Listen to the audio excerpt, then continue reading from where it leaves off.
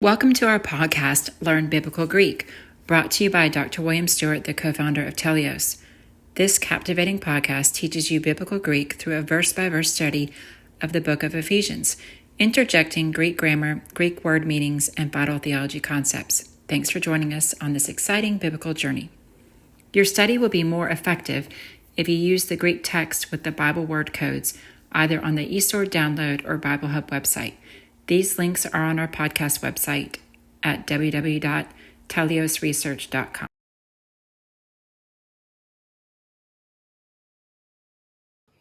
Hi, I'm William Stewart. Welcome back to our podcast on learning biblical Greek. What a privilege, as I often say, to be able to read and understand the original language of Greek, the language in which the Holy Spirit gave the apostles, so we can better understand the messaging of God to us for greater knowledge of Him and obedience and service. We're in the end of verse 13 in the section on the knowledge given to Paul to the church and to the usefulness of God in using the church and to His glory and to the benefit of Christians who gain access through Jesus Christ. And as we've learned in this verse, that Paul desires that they faint not on the tribulations of his tribulations. Let's continue. And we start in the middle of verse 14, hopefully in your Greek text, uper.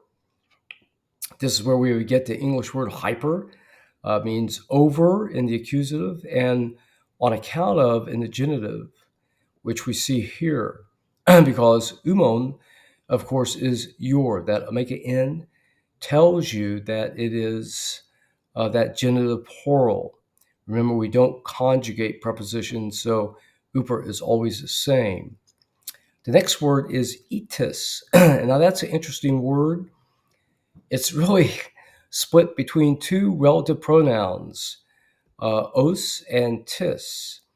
And the basic word is ostis in the nominative. Here we see etis, which is the feminine form. Ot would be the neuter form. Both particles are decline, and occasionally one might be not decline. That's never true with ostis, the nominative form, the masculine form, but maybe on the other forms, and it might have less specific meaning. I'm not quite sure what my material was telling me. Usually both sides of particles are decline.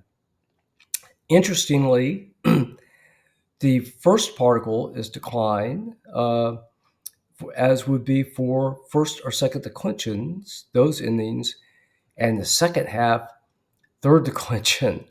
So here we have etis. E is the, as you know, the feminine first declension ending in the nominative, where tis for the nominative is the third declension ending. So if you see strange short words for which you're not quite familiar, it's likely to be a declined particle, a relative pronoun. So think about that. Estin, of course, is or and it is the third person singular or plural, and for imi, to be. Doxa, glory, interesting word, comes from the verb dokeo, to think.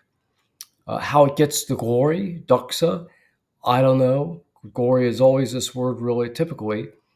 And I think it's God receives glory, or a person, as the case may be, as a person thinks about what they've done and who they are. So as we consider God and think about his holy attributes and actions, he receives glory for our recognition. Of course, then we send him back praise. That's how I look at it.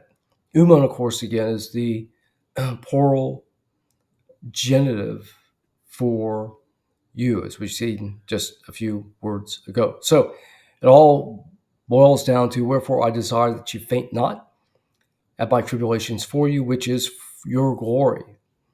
How does that work? I'm not 100%. I think Paul, by espousing the gospel and people resisting him at numerous levels, that he is really acting as the champion for the Ephesians and spreading the gospel and bringing many people to faith and bringing the Christian religion across the Roman world. And at that point, he receives glory because he's considered what he does. It's his fame, with God's help, of course.